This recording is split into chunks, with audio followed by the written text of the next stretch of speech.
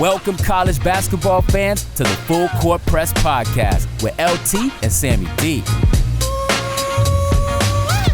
This is the podcast that brings you legendary stories from college basketball's golden era and dives in deep with a current analysis of today's game.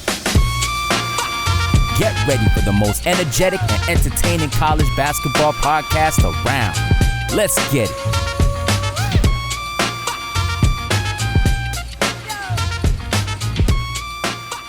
All right, Sam, we got a big one here.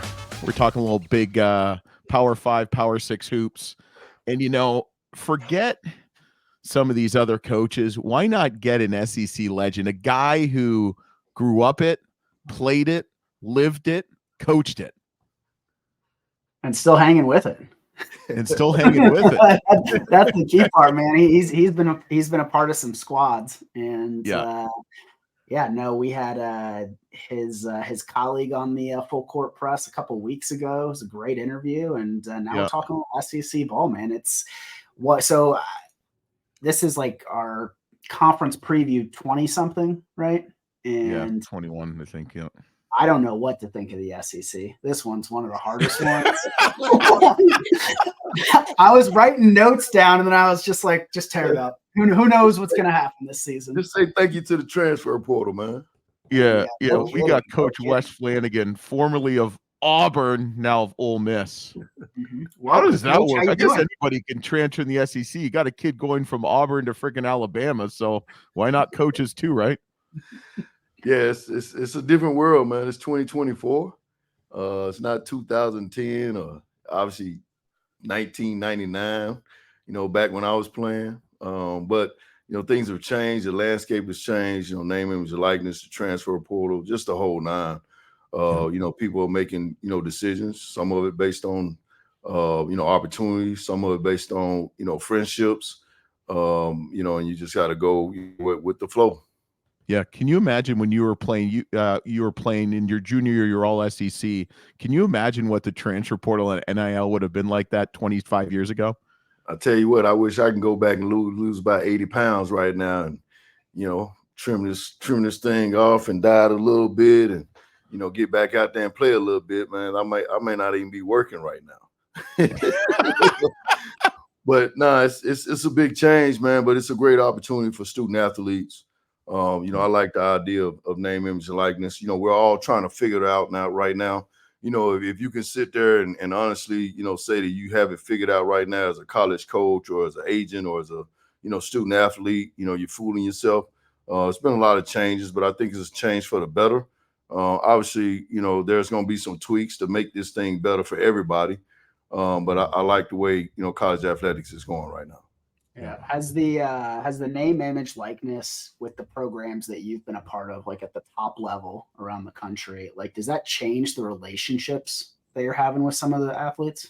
Not to me, and I'm honestly speaking from my experience the last 3 or 4 years since name and image and likeness has become a part of college athletics.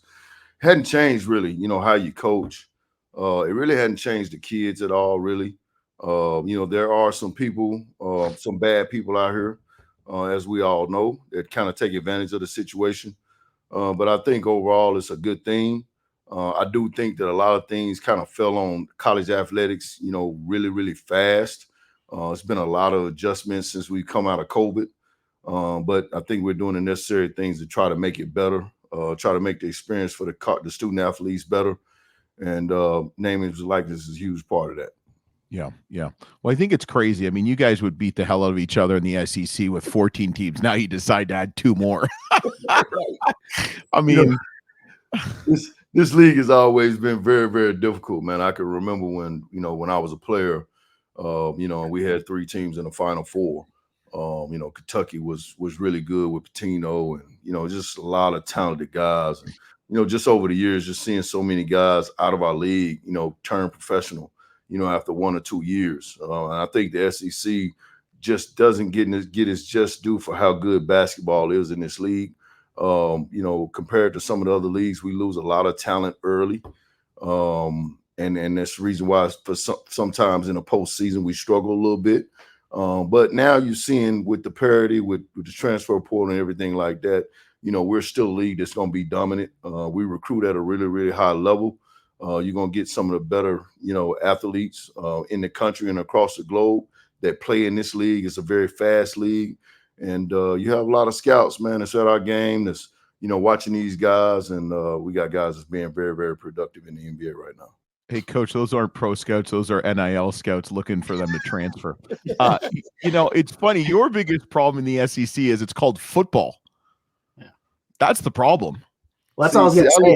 Is so many conferences, they are, and it's the media's fault. They're saying, oh, this is a football conference or this is a basketball conference, right? But it's always, between kind of the Big 12 and the SEC, and the SEC has been more dominant in both areas, right? But I do feel like basketball is, from a national perspective, always comes second in the SEC. Hey, Sam. Hey, Coach. Say it with me. Vanderbilt. Hey, I'm impressed, man. I watched the game, and people have to understand that wasn't a fluke. That coach over at Vanderbilt was doing a heck of a job, man. I love the quarterback, man. He is what we call a straight bulldog. I love him, and they got a few playmakers, man, that they hadn't had in the past, and so it's going to be interesting to see how they finish up, But to move forward, when we talk about football and the SEC, we welcome that here. Anybody that's in the SEC that takes for granted what football brings to the table is kidding themselves. And so we want our football team to be really good. We want the SEC to be really good in football.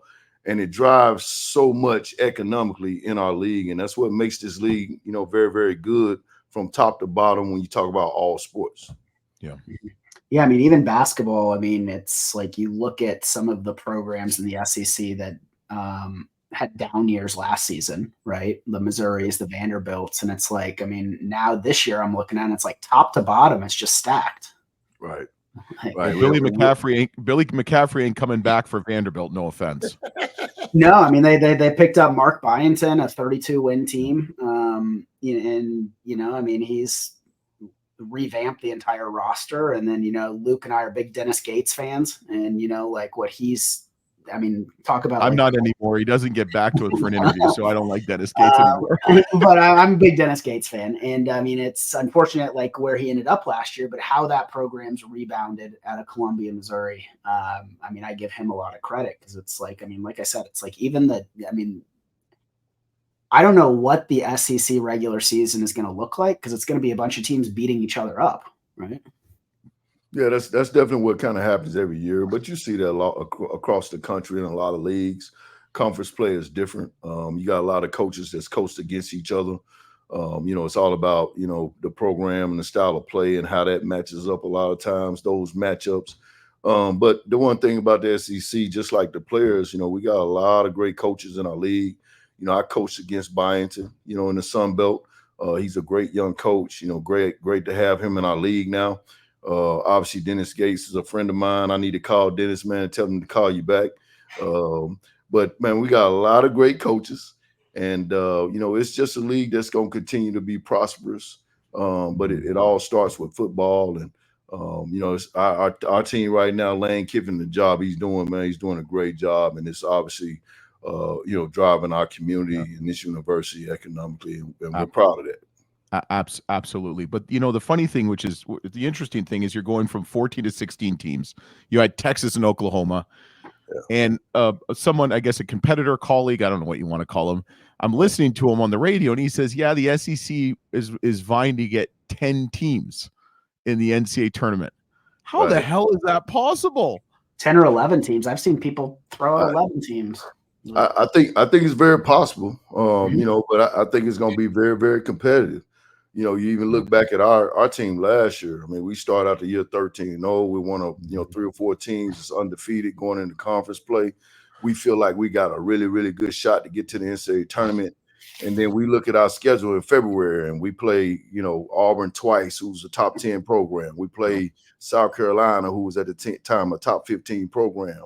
Then we have to go to Kentucky. We know how hard it is to win in Rupp. We have to play as the best team in our league here at home. And then we have to make a return trip to Mississippi State, who is our rival, after we beat them. And that's our schedule in the month of February. It's very, very tough. It's very, very demanding. And what you have to do in this league is just take it one game at a time. You have to continue to get better because your team will change 2 or 3 times during the year, and just keep your team focused. Well, I think it's interesting. You say how difficult the conference schedule is. Do you think your staff as a whole is kind of scheduling a little bit differently, knowing that, you're adding a couple more very competitive teams and the SEC is just going to even be better this year than last? I mean, do you change your – I mean, I see your schedule. It doesn't seem like it. Right. But I just don't know how much you can really change because you still have to have, the RPI points, going into league play. In order to get to that tournament. It's just so competitive right now to get a spot in that field. From the start, there's 12 to 15 spots is already taken from the mandatory conference champions. From the start, there's, probably, 15 to 20 at-large bids. And so those spots, they start to get taken up pretty quick. And, our job, right now at Ole Miss, we came here to not only compete, but we came here to win a championship, not only the SEC, but we came here thinking big. We want to play on Monday night. That's something that, Coach Beard talks about from week to week with our team. That's what we talk about in recruiting. We truly believe that. A lot of people outside the program don't believe that. What we do, that's the main reason why I'm here. I think we can get that done here at Ole Miss. My brother played here. I've seen it done before. And so that's the challenge. I think that's a challenge for everybody in our league, though, because that if you can get in the top 5 or 6 in this league, you have a chance to win a national championship. We did that at Auburn, and we're hoping to make that happen here at Ole Miss. Yeah, and your brother was a ball player just like you too, huh? I know about the Flanigan brothers. Something like that. Yeah. And you got a son now playing pro too, huh? Yeah. He's over in France, and he had a great season last year. Had a great career. He's had a few injuries that's kind of sidetracked him. He's going through a little deal now. The reason why he wasn't in the summer league this summer with his toe, but he's a talented kid. He's done a lot in this league. Our family has had a great experience in the SEC, and we love this league. Yeah. I love it. So you talk about playing on that last Monday of the season, right? And what is somebody like Coach Beard and like yourself who have so much experience, right? And somebody like Coach Beard who's gone to Final Fours and whatnot, and you like with your success at Auburn and going to the Final Four, like what does that do in a locker room to some of these young guys? Man, it's just the accountability standpoint, seeing it. I've coached some really, really good players, some great players, Coach Beard and the rest of our staff. It's not just, me and Coach Beard. I mean, we got one of the best staffs in the country. Al Pinkins, Bob Dunawall, who coached LeBron when he was a rookie in Cleveland. Mark Adams, who's the head coach at Texas Tech. Brian Berg, who's been a head coach at Georgia Southern. We got a great staff here. And it's just the accountability standpoint. We know what it looks like every day. And we talk about this in recruiting. If you want to be held accountable and if you want to know what it looks like, not only to compete for championships, but to become a professional and work like a pro, that's what we do here. We talk about the development piece, and then that's what Coach Beard is known for. Yeah. Well, it's interesting because if you look at the SEC, a lot of talk has been about John Calipari in Arkansas. I mean, deservedly so. Right. Mark Pope comes back. You probably know Mark Pope from his days at Kentucky. Alabama had a great run. Johnny Brom, who's one of my favorite players, comes back to Auburn, as does Wade Taylor and Texas A&M. But the one guy that you just don't hear a lot about is on your roster, Matthew Morrell. And I would say he's probably the most underrated player and underappreciated player in all of college basketball, not just the SEC. Yeah, well, we've talked about that with Matt. Matt understands. Matt came back to try to prove a point. Matt loves Ole Miss. He came back to try to get to the tournament. And a big reason, we all know this, at the end of the day, you get a lot more notoriety when you're on winning teams. And last year was the first time Matt had actually been on a winning team. Now, we didn't win, what we were capable of winning. And then that goes back to our staff and our players. We all have to hold each other accountable. There should have been 1 or 2 games that we should have been able to get in February. We let that slip. We know that. And now we come back with a chip on our shoulder this year. Matt joins us. And I think Matt is gearing up for a great senior year and putting himself in a position where he can get this team to the tournament. That's the ultimate goal. Yeah, and you brought back a lot of players. I mean, Jalen Murray, Breakerfield, and then the guys you brought in, Dre Davis from Seton Hall, Malik Dye from Belmont. I'm a huge fan of him. And then you went to Virginia Tech and got Sean Padulia. Padulia? How the hell you say his name? Padulia. I mean, that boy can score. Yeah, we got, I think maybe 6. When we looked at it, we got maybe 6 guys on our roster that's been 1,000-point scorers. And what we preach to these guys is this: you guys are going to have to give yourselves up a little bit for the betterment of this team. We know we got guys that can score, and so now, Dia, you want to get to the NCAA tournament, Padula, if you want to get to the tournament, Breakfield, if you guys want to have your first experience in the NCAA tournament and give yourself a chance to be successful in this NCAA tournament, you're gonna have to be unselfish, and you guys are gonna have to give up your offense, to be better on the defensive end. One thing that we struggled with last year in February was the defensive backboard, and that's going to be a challenge for us again this year. What are you guys going to do to change that? What are we going to do to make that better in order to give ourselves a chance to compete in this league? Yeah, absolutely. So how do you think the SEC looks this year? I mean, with the transfer portal, you can really rebuild quickly. I mean, Tennessee lost a little bit, but Zachary Ziegler's back. They got Felix Opara. Kentucky, they got a whole slew of players. Lamont Butler from San Diego State. Kobe Bray, who I'm a big fan of, being in Ohio, from Dayton, Texas. I mean, you got Arthur Clamara.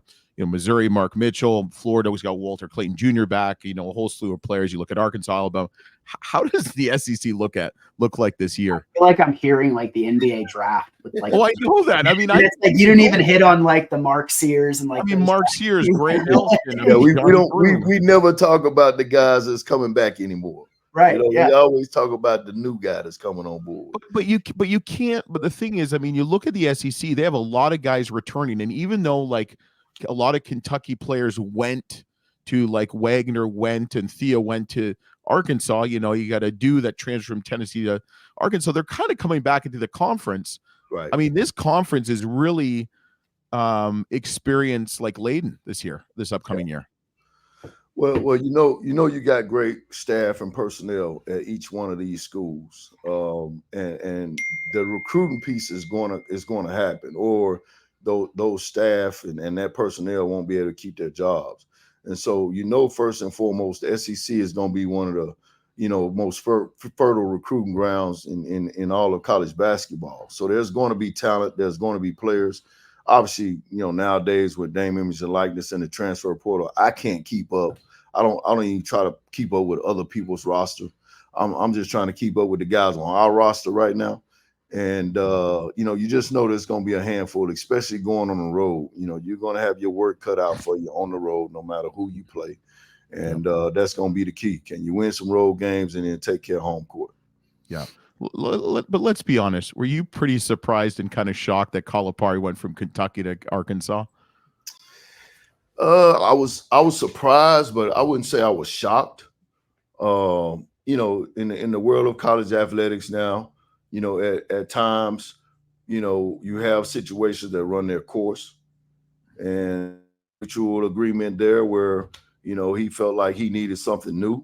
And then I don't blame him for it. Obviously Kentucky may have felt like they needed something new. John Calipari has been a great ambassador for the SEC, and we're glad he's still in the SEC, bottom line. Yeah, you're just waiting for our league better. Yeah, you're just waiting for Rick Pitino to come back at 150 years old. He is. Sam, you think he's ready? Yeah, let's do it. So, Coach, we do a little thing called the shot clock here. LT is going to fire off 5 or 6 quick little one-hitter questions. And, okay. First thing that comes to mind, just let it rip. If it's one word, it's one word. If it leads to a story, the platform's yours. All right. You ready for this, Coach? One word to describe the SEC. Challenging. Okay. One word to describe Coach Beard. Competitive. One word to describe Coach Pearl. Man, I would say competitive, a motivator, and I would also say, one of the best that I've seen at building programs. Okay, that's like 7 words, but we'll let you pass with your Auburn degree. How many bids should the SEC get this year? 10. No, 14. Let's just go to 16.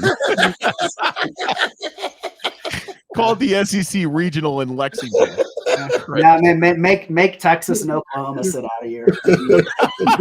14. Texas and Oklahoma, man, they got to wait a year. Everybody else needs to get to the tournament. Oh, my God. Most animated coach on the sidelines in the SEC? Bruce Pearl. No question. Toughest place to play when you're a player and now as a coach in the SEC? Could be different. So you're saying, but okay. So as when a player, you played, as a player for me, it was always Arkansas. Going back home. I would say right now the toughest place is Auburn Arena. Okay. Neville Arena. Yep. So the SEC is getting crazy with their marketing budgets and what have you. And they're going to start doing SEC candles, and they're doing a Coach Flanigan candle. If they did a candle, what scent would it be? Scent? Oh man. Strawberry. All right. I like that. I'm real. We've heard everything from gunpowder smoke to lavender. So all right. I'm real sweet in a lot of different ways, man. Yeah. Okay, well, let's go there. God, you smell like the athletic dorm in Arkansas Tech, strawberry. Okay. One word to describe Alabama fans. Oh, man. So you're trying to get me in a trick bag right now. No, not really. I would say progressing. Progressing. Because I remember as a player, man, that fans wasn't very good. But when you go and play Alabama now, and the job that Nate Oates has done at that program and in our league, that fan base is excited about what they're doing, and then you add on top of that the football. I think they're doing a great job with their fan base. Yeah. What about Kentucky basketball fans? I would say they take things for granted. Delusional at times. Yeah. No, I mean, I thought like you talked about kind of Coach Cal, like you weren't shocked or surprised or anything like that. A little surprised, but it was like my biggest surprise was how long it took Kentucky to fill that vacancy. Right. Because I think coaches are getting happier with where they're at now for a couple of years, and they're not necessarily targeting those blue blood kind of programs like they used to because of the pressure and because of the fans and because of the social media pressure. So that was my biggest shock. Yeah. Coach Gillespie we had on the podcast. I mean, he pretty much said it, right? Yeah. So, okay, Coach, this is a little trivia. Which SEC team last year led the conference in team fouls? Man, that's got to be Texas A&M, right? Nope. I think they were the most physical team in our league. Nope. You ready for it? It was the worst team in conference. Didn't win a conference game. Missouri with 20.1 fouls called against them per game, which is crazy. You'd think that would translate at least 4 wins. Right. Who fouled the least in your conference last year? Ole Miss. Vanderbilt, 15.3. So the two teams that combined for 4 wins were the highest team fouls and the lowest team fouls. You guys were 13th at 16.3. Were we? Yeah. Gotcha. Yeah, you need to get a little more physical, Coach. Defensive rebounds, that's your problem. Defensive rebounds. Yeah. I'll translate into some fouls. Giving up too many layups, man. That's not a great sign for a Chris Beard defense. So we got to make some tweaks and adjustments this year. Hey, best advice. Looks like you guys filled a little holes in that defensive roster though this offseason. So yep, but the best advice I can give you from someone else that told me is get all five guys to foul at the same time, and they can only call one of them. There you go. That sounds about right. Yeah. All right, Sam, you finish them off. Yeah, Coach, we appreciate you coming on the Full Court Press. I'm going to turn it over to you last minute of this episode. Anything you want to share to the Rebel fans, boosters, alumni, students, things you guys are preparing for? I mean, season's a few weeks away now, which is crazy to say.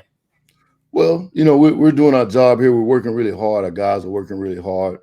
We had a scrimmage Saturday, and I thought our guys competed, and obviously I thought it was the most focus we've had, the whole offseason in terms of practice and trying to get something done and playing with a purpose. I'm excited about this group. We got a lot of versatility. I think we should be a team that should be a little bit more physical. I think we have a lot of guys that bring a lot of versatility to the game offensively. Guys that can shoot the three. It should be an exciting team to watch and see develop. But I want to say thank you to our fans. We had a lot of sellouts last season, and I think as it is right now, I think the arena is sold out, and we'll continue to build this thing, and we're excited about this season and trying to play on Monday night at some point, during our career here. Yeah. Well, Coach, awesome, Coach. You're going to stick with us 1 second, but, thanks for joining us. We really appreciate Coach Flanigan. I mean, you're a legend in my heart, at least, maybe not Sam, but at least in my heart, just having the Arkansas roots. But the SEC is going to be good, and Coach thinks you're going to get 14 out of 16 teams. So, Sam, there's a good chance. Here's the thing. I wouldn't be surprised. So. Well, 2020. Well, I'm in Cleveland, the Cleveland regional. Sam will be in Denver, so we might get to see half of the SEC. There we go. Yeah, just don't put Kentucky and Pittsburgh. But no, we really appreciate Coach, and don't forget to subscribe, rate, and review. Follow us on Instagram and all the other stuff. Give us a 5-star review. We're still stuck on 43 Eldon Campbell. We want to get to Derek Coleman 44. So if you can, we appreciate it.